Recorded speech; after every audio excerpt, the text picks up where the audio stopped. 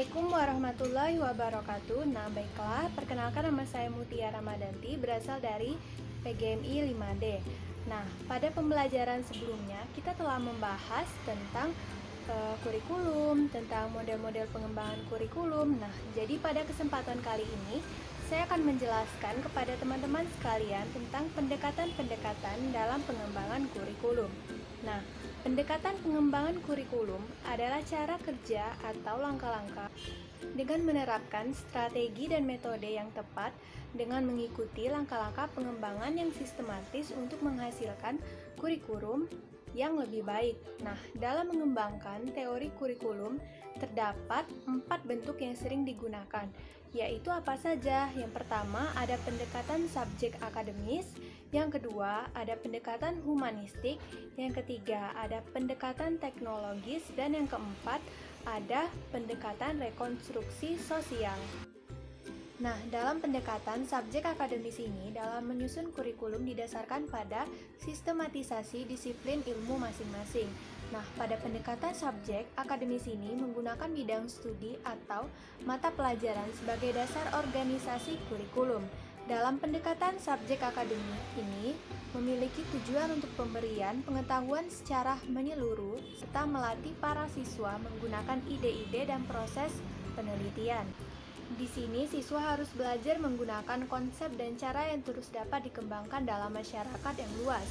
Metode yang paling banyak digunakan dalam pendekatan akademik adalah metode ekspositori dan inquiry.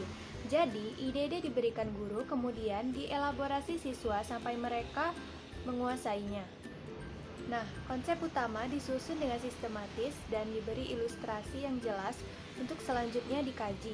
Diharapkan siswa akan menjadi lebih mengerti tentang materi dan bisa mengkaji materi juga menemukan solusi atas problematikanya sendiri. Nah, pendekatan yang kedua yaitu pendekatan humanistik. Jadi, pendekatan humanistik ini berpusat pada siswa dan mengutamakan pengembangan afektif atau sikap siswa sebagai prasyarat dan bagian yang tidak terpisahkan dari proses pembelajaran.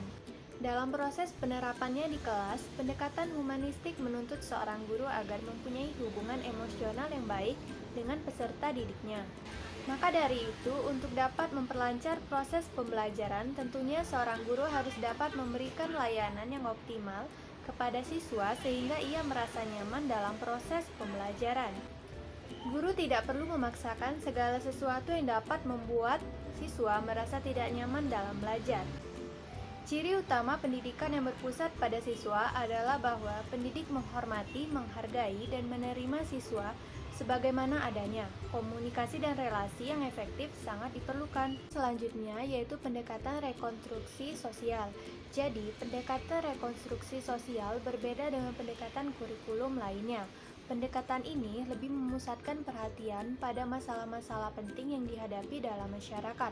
Masalah tersebut seperti polusi, banjir, kemiskinan, dampak kemajuan teknologi, dan lain-lain.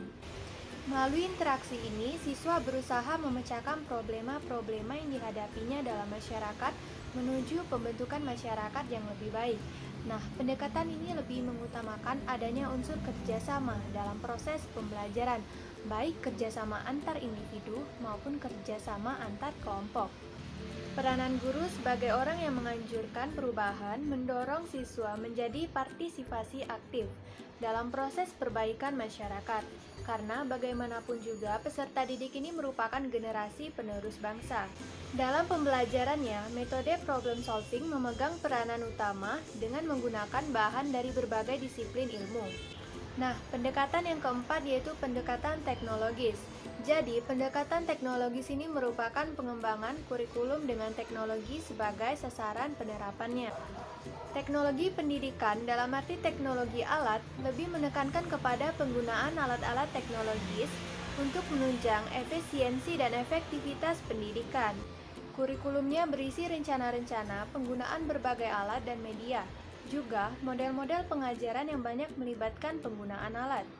Nah, contoh model pengajaran tersebut adalah pengajaran dengan bantuan infocus seperti menampilkan video, pengajaran dengan bantuan komputer, dan lain-lain.